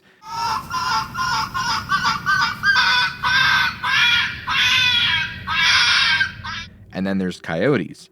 When they get together and start howling, it can almost sound human-like. And bobcats, of course, are another one. But here's the thing. A lot of other commenters were pointing out that there are some pretty significant problems with all of these theories. Well, for one, the screaming in this video was so incredibly loud and distinctive that most people were saying they don't know of any animal that can make that kind of noise. It was just too intense, and not only was it very sustained, but you could tell that whatever it came from had incredible lung power. Some were claiming the whole thing was staged, that these teenagers were just acting, and the sounds were added later in post-production. But the thing is, if you watch the video, the uploaders' reactions and the teenagers' responses seem genuine. It really doesn't look like they're faking their fear. And what about the banging on the trees? It's really weird. I mean, sure, elk will sometimes rub their antlers against trees. However, it never sounds as loud or as menacing as what was happening in this video. So, if it wasn't animals, then what was it? I mean, is it possible that this was just a person? It's hard to say. If there's at least one thing that all of us can agree on, is it's probably a good thing that the guys didn't run into whatever or whoever was making those noises. Folks, it remains a mystery. On the evening of July 16th, a hot, sticky Friday in the middle of a Texas summer, 28-year-old Buster climbed out of the driver's seat of his old pickup, stretched his legs, and took a long look at the little lake hidden behind the pines. His younger brother, Larry, who was 26, hopped down from the passenger side, and their longtime buddy, a year older than Larry, slid out from the back. The three had spent half their childhood fishing this water, so tonight was supposed to be simple. Catch catfish, roast a few hot dogs, and be home before sunrise. Simple, right? Now, right away, Buster told Larry that he was dreaming if he had thought he'd land the biggest fish. Larry laughed and said Buster would see soon enough. Their friend just shook his head and started hauling the cooler out of the bed. The guys didn't notice it then, but a full moon was already pushing above the treetops. They eased the aluminum John boat to the water, cranked the little outboard, and puttered toward the center of the lake. And by the time they killed the motor, the sky had turned velvety black and the Milky Way was spilling straight overhead. For the next couple of hours, they whispered jokes and watched their bobbers dance and, listened to the usual night sounds. An owl somewhere in the timber, the occasional splash of a fish. Everything felt perfect. A little after 10, the mood shifted. From deep in the woods came one long, drawn-out howl. It wasn't the yip, yip, yip of coyotes. It was bigger, lower, almost like a wolf trying to scream. And all three men froze. Buster just felt the hair on his arms stand straight up, and Larry muttered that was one weird-sounding critter. But nobody wanted to look spooked, so they shrugged it off and kept fishing. Well, 10 minutes later, Larry hauled in a fat catfish, and everybody quietly celebrated. Near midnight, they motored back, pulled the boat onto the pebbly bank, and lit their little fire. Buster speared a couple of hot dogs and just let them blist over the flames while the guys traded stories. Their friend, half joking, brought up the local legends. Folks in the next town sometimes claim they heard a monster howling out here on full moon nights.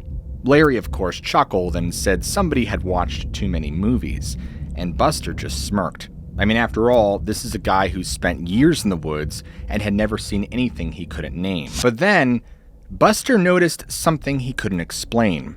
The crickets stopped, and so did the frogs, and even the breeze died. It was as if somebody had hit a mute button on the entire forest, and before Buster could say a word, a branch snapped just beyond the glow of the fire. And a second later, leaves crunched. Whatever was pacing out there sounded heavy, and so Larry whispered it was probably a deer. Their friend tried to joke about Bigfoot, but neither sounded convinced. So Buster grabbed his flashlight, thumbed it on, and swept the beam across the tree line. Trunks, brush, nothing. He started to lower the light, and then Larry sucked in a breath and pointed. Over there were two amber circles hovering in the dark, far apart and far too high off the ground. Buster steadied the light, and that's when the outline snapped into view. Standing half in shadow was something close to 10 feet tall, covered in dark fur. It was upright, but it hunched forward, and its arms hung long enough that the clawed hands reached its knees. The head looked like an enormous wolf, ears pinned back, jaws partway open, and the eyes, they seemed almost lit from within, locked on the three men. For several seconds, nobody moved. Buster felt rooted to the dirt, flashlight shaking in his grip, and he just kept thinking to himself that there's no way this is real. And then the creature's lips curled, exposing fangs the length of his fingers, and it rumbled a growl so deep he felt it inside his chest. Folks, instinct finally won. Buster told the others they needed the boat now, and they backed toward the water, trying not to turn their backs, and this thing then stepped into the firelight, and the full horror of it hit them. Shoulders nearly 4 feet wide, claws like knives, and a smell of wet dog mixed with rotting meat that made Larry gag.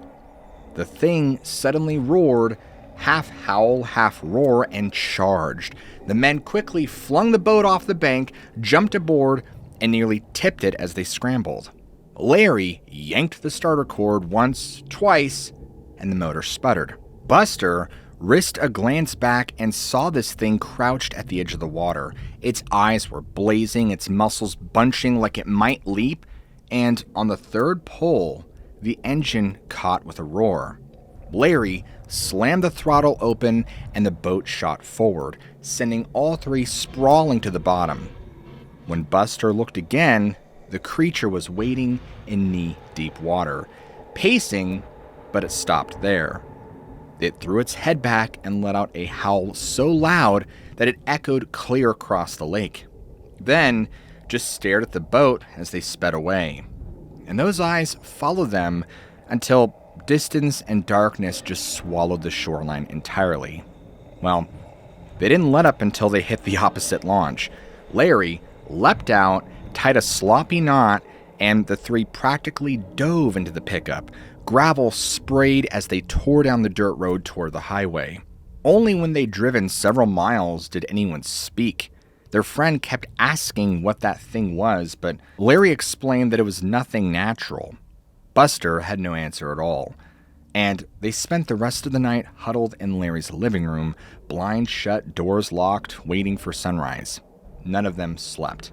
Every creak of the house set their nerves on edge. Now, the following afternoon, Buster and Larry forced themselves back to the lake. Broad daylight, rifles in hand, just to collect their gear. The place looked normal, but the silence still felt wrong.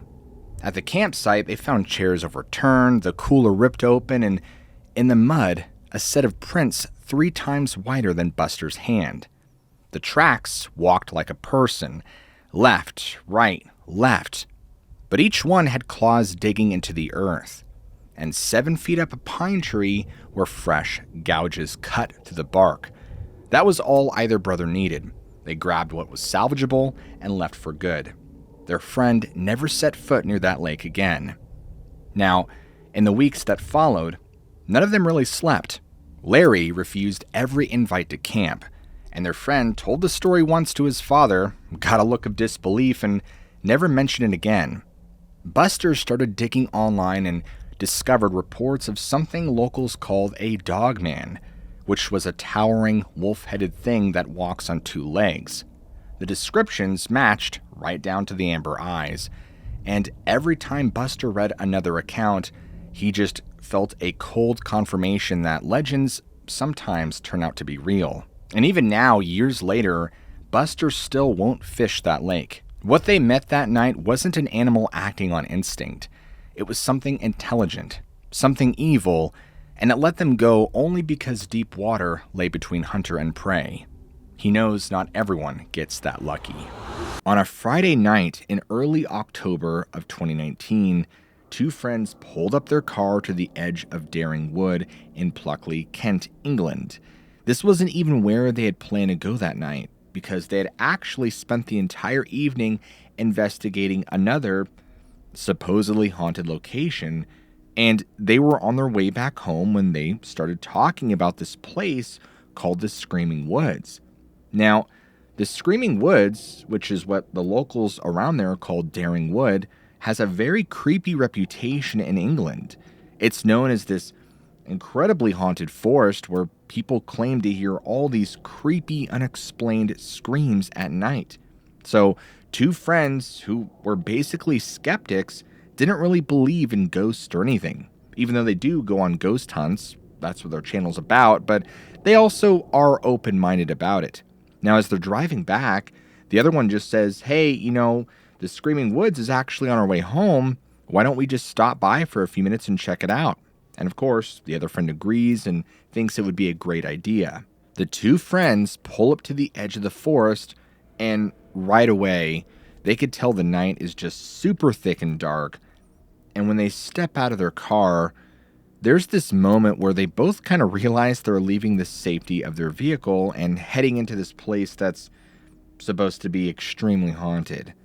So they walk up this little path toward the woods, and they eventually reach a wooden sign that says, Discover Daring Wood. It sounds like a very innocent invitation to explore, but, standing there at night, it felt like something just different. And so both of them look at each other, and they're kind of like, well, we came all the way out here, might as well go in, right? So they step past the sign, and immediately they notice how the darkness beyond the sign feels heavier, like it's somehow different. It's like the forest is watching over them. And as they pursue further into the woods, the path starts to get more and more narrow. We're only here for interest. We're not here to harm. I'm saying everything everyone else says to get a reaction. And the trees, they notice, are growing more densely packed around them. In fact, one of them is looking up and sees how the branches against the night sky kind of look like skeletal fingers reaching down. But beyond all the creepiness, they just keep pushing forward. Eventually, they reach what is probably the heart of the Screaming Woods, and they just stop walking. They're surrounded by clusters of trees. They're standing there in what feels like a very oppressive silence. And now they're thinking, what do we do? So they take a minute to just listen and kind of get used to the forest sounds. And, they could hear bats flying overhead, and there's these surprisingly loud calls from nocturnal birds. But even though these are all completely normal forest sounds, there's something off about the atmosphere. Like, it just feels unnatural. And so one of the friends decides to just break the silence. He starts talking out loud to any entities that might be there. Make a rustle in the bushes or anything to let us know you're there. All I can hear is water droplets off the trees. Please change my mind. Make me believe. And then they wait. They're just standing there in complete silence with this tension as they wait for anything to happen. And after a while, the same friend tries again. He speaks out into the darkness, and this time he's specifically asking for a sign. Right after this, they hear this sharp snap or rustle from just beyond where their flashlights can reach. Both of them are like, wait, did you hear that? But, it's a forest at night, so there's always random noises. Right, guys? It could have been anything. What's you? I got excited then. I heard this tapping noise. My excitement levels were coming right up. Oh. If there's anyone here, please make yourself known. We're not here to harm. Now, the friend who's been doing the talking is feeling a bit braver after the first sound, and so he calls out a third time, asking for an even clearer sign. This time, they hear another sound, but it's closer to them now, and much more deliberate. Like it wasn't just a random noise, that it's something deliberately responding to their request. At this moment, both friends, let's just say their skepticism completely shatters. And they're both just overwhelmed with thoughts of, oh my God, there is something out here with us. And their rational thought is just replaced by fear. And while they're trying to go through the motions of what's happening, they hear a final sound, a noise that comes even closer to them. And that's all it takes. Please, Spirit, it'd be nice to contact you. What was that? You definitely heard it. Yes. Come from over there somewhere.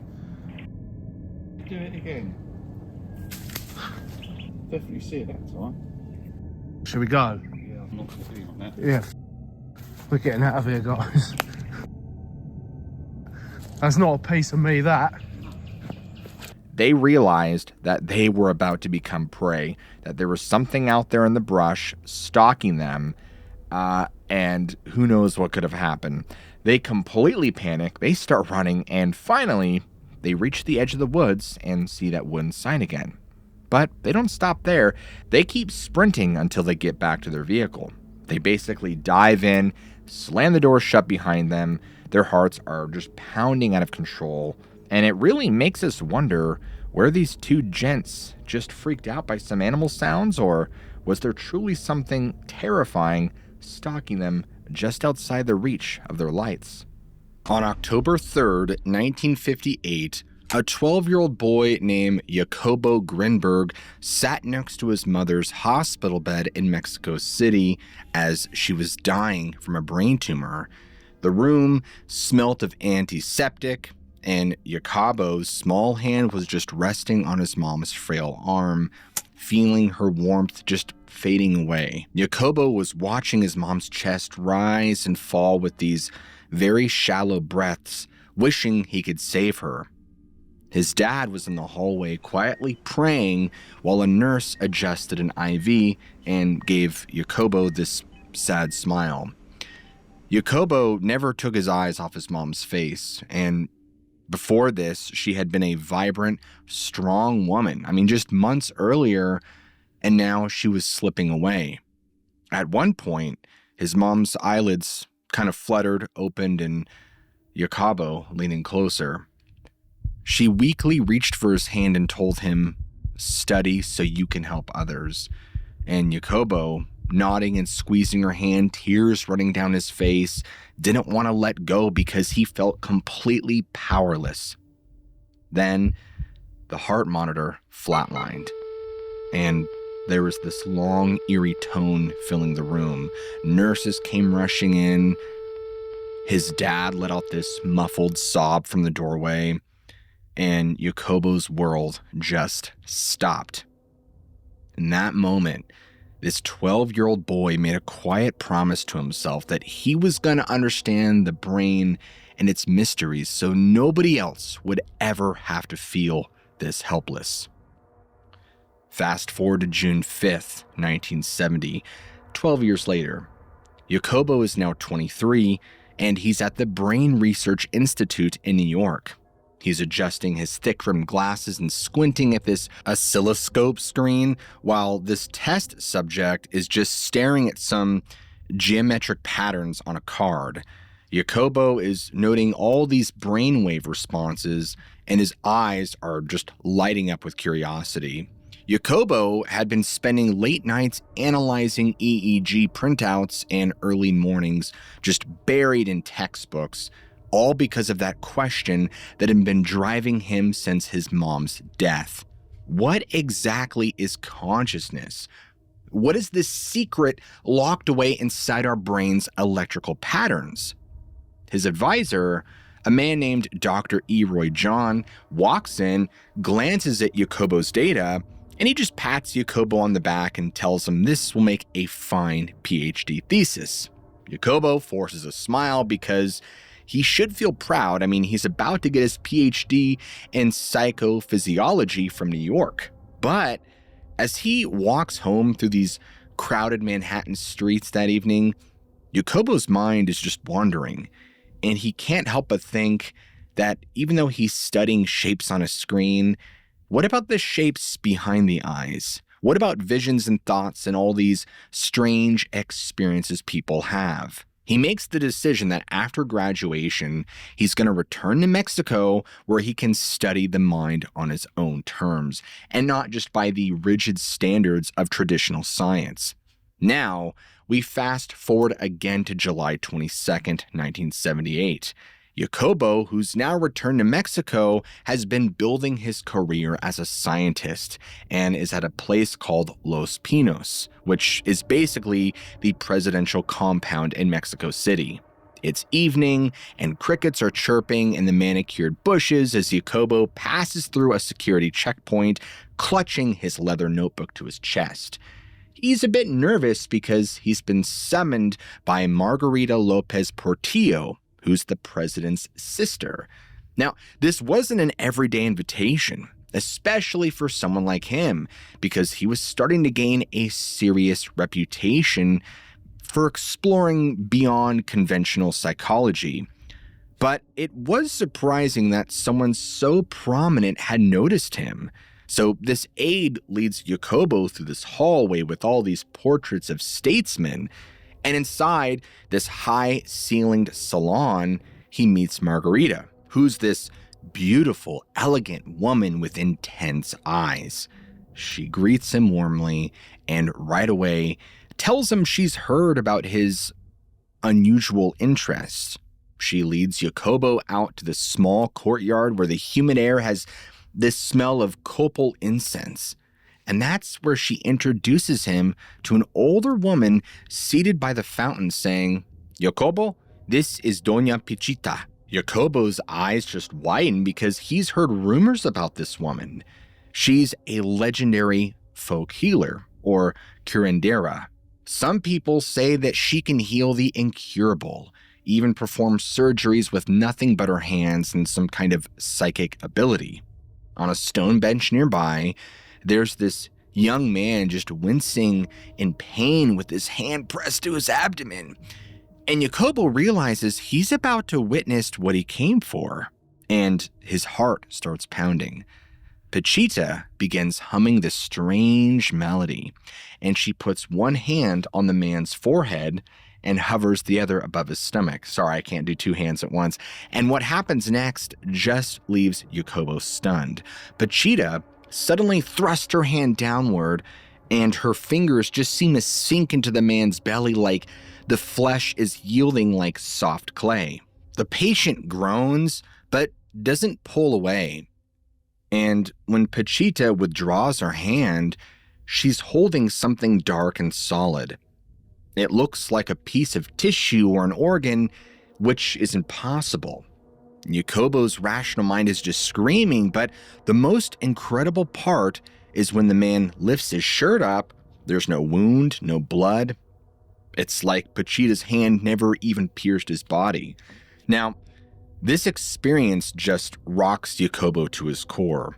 And that night, he just sits at his desk, scribbling furiously in his notebook, and for the first time, dares to put into words this idea that maybe the human brain interfaces with some larger network of energy and information. He calls it an informational matrix that connects all living things. Well, about 3 years later, on March 3rd, 1987, Jacobo is now running his own lab at a university in Mexico City. He's carefully placing these electrode caps on two volunteers' heads, smiling reassuringly at them. The volunteers are sitting in chairs across from each other with wires going from their scalps to these EEG machines. Jacobo has them close their eyes and try to connect with each other. For 10 minutes, nothing unusual happens. Then Jacobo has his research assistant take the male volunteer to a different room down the hall, making sure no sensory signals can pass between the pair. The female volunteer stays behind with noise-canceling headphones, and Jacobo then begins giving these stimuli, flashing lights and sudden tones to the male volunteer in the other room. And what happens next, folks, amazes him. The female volunteer's EEG shows a spike at the exact instant a flash and tone is delivered to the man in the other room, even though she's nowhere near him and can't possibly see or hear what's happening. This happens in about a quarter of the pairs they test, and it's subtle but unmistakable. One brain reacting to stimuli given only to another, as if some invisible link connects them. Jacobo starts calling it telepathy. Not in a mystical sense, but as a working hypothesis of mind-to-mind communication. Well, later that night, after the volunteers have gone home, Jacobo and his assistant Ruth are looking over the data printouts. Ruth is one of the few people who share his open-mindedness, and Jacobo tells her it's like part of the brain reaches into this common pool of information, and when two minds sync up, they tap into the same pool. He decides to nickname this idea La Red Synaptica Universal, the Universal Synaptic Network, which he later formalizes as Syntergia. But when Jacobo presents his findings to his colleagues at the university the next year, he's met with all this skepticism. And one older professor even asks him if he's seriously claiming these people communicated telepathically, and there's this just slight, incredulous chuckle in his tone. Jacobo tries to explain the statistical significance and his controls, but he could see the doubts on their faces. And one colleague even mutters psi assumption under his breath, which is basically academic speak for this guy is a quack. Now, even though Jacobo was a tenured professor with more than 50 books published, he started to sense that some peers thought he was embarrassing the department. But Jacobo couldn't ignore what he had seen. Pachita's surgeries, the telepathy experiments, it all pointed to something bigger than just conventional science was willing to accept. Now, fast forward a few more years to March 19th, 91. Jacobo and his wife, Terry, are in Los Angeles to meet with Carlos Castaneda, this guy who was kind of a legend to Jacobo because of his books about this shaman named Don Juan. Terry had arranged the meeting and was very excited about it. They're greeted by this woman named Florinda Donner, one of Castaneda's associates, and inside, the living room is dimly lit with incense in the air, and Castaneda stands to greet them, and he's a very slender man with piercing eyes and just a very charismatic smile. And over the next hour, Jacobo finds himself sitting in a circle on the floor, drinking herbal tea. Castaneda is talking about reality being a dream and the power of intent, and Terry is just completely captivated, especially when Castaneda discusses shamanic consciousness. Her eyes are just shining with admiration. As the evening progresses, he gets more serious. He leans forward and looks Jacobo in the eye, telling him that academic walls can confine the spirit, that Jacobo's work on consciousness would flourish in a place like this. And he invites Jacobo to leave his position in Mexico and join Castaneda's group. Terry is just nodding eagerly like this is exactly what she was hoping would happen. But Jacobo is hesitant. He thinks about his lab, his students, his daughter back home, and the structured life of research he's built. And so politely, he just declines the offer. And Terry's face just falls, and there's an awkward tension in the air. Well, they leave, and later that night, as they're driving back to their hotel, Terry is unusually quiet, and she just bursts out and asks Jacobo why he said no. She tells him they were offering him a way out of the university's narrow-mindedness, that they could be a part of something much bigger. And Jacobo just tries to explain that he needs both scientific rigor and spirituality, not one or the other. If he took Castaneda's deal, he worried he'd lose the science part. But Terry just shakes her head and tells him that he's too cautious, too trusting of people who mock him, that Castaneda respects him in a way the university never will. And naturally, this all creates a rift between them that just keeps growing. Well, a couple of years go on, and we're on August 3rd of 1994. Jacobo is lying in bed while Terry sleeps beside him, and their relationship has only gotten worse. Terry has become moody and sometimes withdrawn, sometimes exploding with anger over small things. And earlier that night, they had argued again, this time just about him coming home late from the lab. And now Jacobo feels a creeping sense of danger, like he's being watched. He gets up and peeks through the curtain at the street below. It's empty, but the unease remains, and he goes to his desk, pulls out this small cassette recorder from a locked drawer. He presses play, and this strange voice fills the silence. We are watching you. It's a snippet from one of these late night calls Jacobo had been getting, which he managed to record the week before. Terry's voice suddenly breaks the silence. She's standing in the doorway asking what he's doing. Obviously startled, clicks off the recorder, but Terry notices and asks what it is. He obviously hesitates and then decides to be honest. He tells her about the strange calls and plays the recording for her. Her eyes just widen and then gets angry, demanding to know why he didn't tell her in the first place. She begins pacing, asking if it might be those scientists who hate his work, or Castellanos people, or maybe even government agents. Then, she suggests they should just disappear for a while to escape the danger. Well, a few months later, on November 27th, 1994, Jacobo is meeting his older brother Miguel at this cafe located in the Coyoacan district of Mexico City.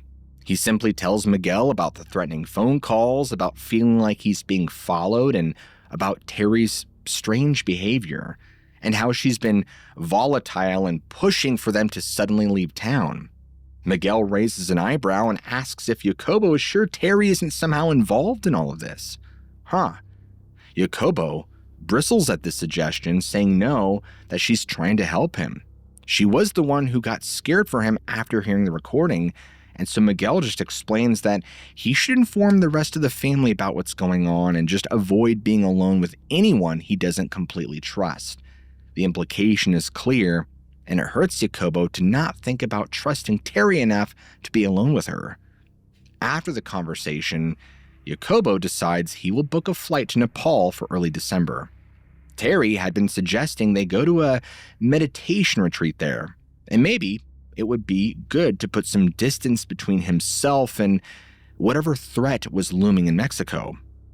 On December 6th, 1994, Jacobo is sitting at his desk amid packed luggage. A ticket to Kathmandu lies next to his passport, and the flight is scheduled for the next night, connecting through Los Angeles. Jacobo records a message for his daughter, Astucia, explaining that he's going to do some meditations in Nepal and promising that he'll be back soon. Terry then brings him tea and seems unusually supportive and tender that day. She's helped him pack and insisted he take warm clothing for the mountains. They have this rare moment of connection, joking about how he'll try not to let a guru shave his head, and it feels like this trip might actually be mending things between them. But the following day, on December 7th, it just doesn't go as planned. Jacobo and Terry are on their way to the airport when his pager beeps with a message from his institute. They detour there so he can quickly sign this research grant form, and when they finally get to the airport, they're late, and Jacobo misses his flight. The airline rebooks him on a later flight, but then a thunderstorm grounds all planes that evening. Jacobo calls Terry to let her know, and she insists he stay at the airport hotel, but he decides to just come home instead. And close to midnight on December 8th, a taxi drops him off at his home. The storm has knocked out power on their block, and the house is dark, so he has to use a flashlight, and he goes inside calling for Terry, but there's no response. A lightning flashes outside, and he notices something that makes his stomach drop. Suitcases by the door, packed with their cat in a carrier. There's an envelope taped to one of the suitcases with his name on it. Inside is a hastily written note from Terry saying she's sorry she can't do this anymore. She's scared that they are after them. She says that she's going somewhere safe and he should too. Jacobo realizes that Terry must have expected him to be on a plane to Nepal right now. Did she plan to flee while he was away? And now he suddenly feels very exposed. So he tries to call his brother but gets no answer. Then he calls his aunt, Hilda, who tells him to come over immediately. Jacobo grabs documents, important ones, cash, and Terry's abandoned cat. He heads out to his car, not noticing the dark figure in a poncho watching down the street. And that night, Jacobo Grinberg effectively vanishes. it is the last time anyone who knows him will see him. 4 days later, on December 12th, Jacobo's family gathers to celebrate what should have been his 48th birthday. Miguel is pacing by the phone, worried and angry. No one has heard from him in days. And so he finally reaches Terry on the phone, and she claims that Jacobo is visiting a friend and that she was with him until just yesterday. She says they're planning to go to Nepal soon. Now, when Miguel presses her, saying none of this makes sense, Terry panics and hangs up. That night, he files a missing person report. A few days later, he visits Jacobo's retreat house in Tepozland, and the night watchman just tells him that Terry came by and told him Jacobo flew away suddenly. Then, Terry and an unknown blonde woman returned later and removed furniture, boxes, and even Jacobo's dog. They packed Terry's car full of possessions, clearly clearing out and running away. And by February of '95, Detective Comandante Clemente Padilla is reviewing the investigation with Miguel and Jacobo's daughter, Astucia. Terry is given different stories to different people about Jacobo's whereabouts, telling some he was in Guadalajara, others that he was in Campeche. Phone records then trace her to Mexico City, Tijuana, and across the U.S. border. She was reportedly seen with a blonde woman on a beach around March of '95, but there are no confirmed sightings of Jacobo. Adding to the mystery, Terry herself effectively vanishes after a final phone call to her own mother on May 10th of 1995. The prime suspect in Jacobo's disappearance is now missing herself, and the investigation stalls. The case remains unsolved despite extensive investigation, with numerous theories emerging about Jacobo's fate. Was it CIA abduction due to his consciousness research, involvement of Castaneda's cult, disappearance into another dimension related to his own theories, or murder arranged by Terry and accomplices? Unfortunately, it remains a mystery.